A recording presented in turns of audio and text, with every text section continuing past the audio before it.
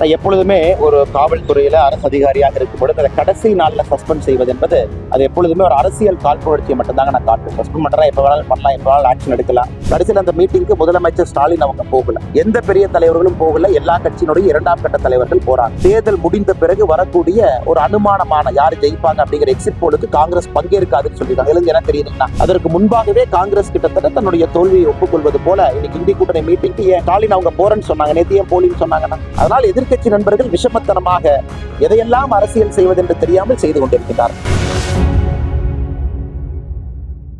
நேற்று காலையில சஸ்பெண்ட் செய்துவிட்டு நேற்று சாயந்தரம், அதாவது அவருடைய கடைசி நாளாக இருக்கும் பொழுது அதை ரிவோக் பண்ணியிருக்கிறாங்க.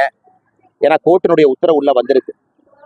நான் எப்பொழுதுமே ஒரு காவல்துறையில அரசு அதிகாரியாக இருக்கும் பொழுது அதை கடைசி நாள்ல சஸ்பெண்ட் செய்வது என்பது அது எப்பொழுதுமே ஒரு அரசியல் காழ்ப்புணர்ச்சியை மட்டும்தாங்க நான் காட்டுவேன். சஸ்பெண்ட் பண்றேன், எப்ப வேணாலும் பண்ணலாம், எப்ப வேணாலும் ஆக்ஷன் எடுக்கலாம்.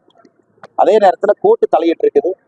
எனக்கு முழுதாக இந்த விவரத்தை பத்தி தெரியாதுங்கன்னா, மாவட்ட தலைவர் அவர் சொல்வது போல மேட்ரு கோர்ட்ல இருக்குங்கன்னா கோர்ட்டு பார்த்துக்குவாங்க. 5 லட்சம் ரூபாய் கோர்ட்டு பிடிச்சு வச்சிருக்கிறாங்க. அதன் பிறகு என்ன ஃபியூச்சர்ல நடக்குதோ கோர்ட்டினுடைய தலையீட்டின்படி இது நடக்கும் என்று சொல்கின்றார்கள். அதனால் பொறுத்திருந்து பார்ப்போம்.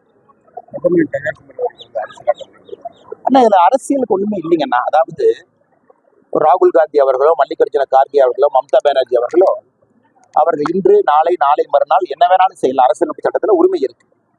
யாரும் தடுப்பதற்கு எங்களுக்கோ பத்திரிகை நண்பர்களுக்கோ உரிமை இல்லை, உங்களுக்கு தெரியும். அதனால் ராகுல் காந்தி அவர்கள் இன்னைக்கு நாளைக்கு எதாவது செய்யறாங்க.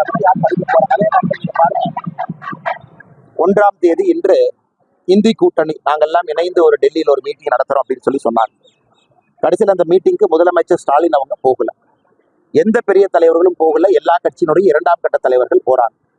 நேற்று காங்கிரஸ் ஒரு அறிக்கை கொடுத்திருக்கிறாங்க. இன்று நடக்கக்கூடிய எக்ஸிட் போல், அதாவது தேர்தல் முடிந்த பிறகு வரக்கூடிய ஒரு அனுமானமான யாரு ஜெயிப்பாங்க அப்படிங்கிற எக்ஸிட் போலுக்கு காங்கிரஸ் பங்கேற்காதுன்னு சொல்லியிருக்காங்க. இதுல என்ன தெரியுதுங்கன்னா, இன்று நடக்கக்கூடிய இந்தி கூட்டணி மீட்டிங்க்கு எந்த தலைவர்களும் போக மாட்டேன் அப்படிங்கிறாங்க.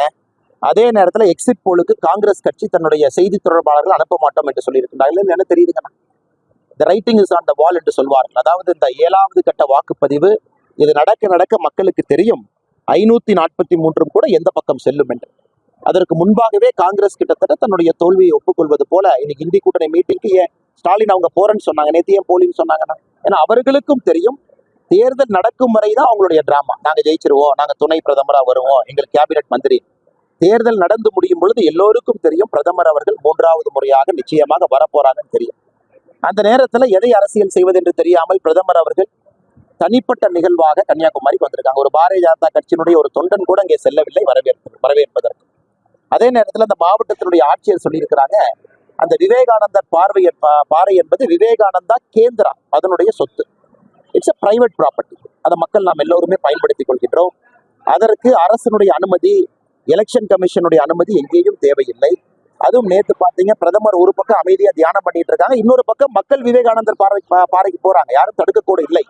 அதையெல்லாம் கருத்தில் கொண்டுதான் பிரதமருடைய செக்யூரிட்டி டீம் என்ன இருக்கிறாங்களோ, மக்களுக்கு எந்த இடைஞ்சலும் கொடுக்காம போட்டும் போகுது, மக்களும் போறாங்க. அதனால் எதிர்க்கட்சி நண்பர்கள் விஷமத்தனமாக எதையெல்லாம் அரசியல் செய்வது என்று தெரியாமல் செய்து கொண்டிருக்கின்றார். பத்திரிகை நண்பர்கள் நன்றினா, நீங்கள் நல்லா இருக்கணும். வணக்கம். இது போன்ற செய்திகளை மேலும் தெரிந்து கொள்ள எங்களது யூடியூப், Facebook மற்றும் Twitter ஆப்களை சப்ஸ்கிரைப் செய்யவும்.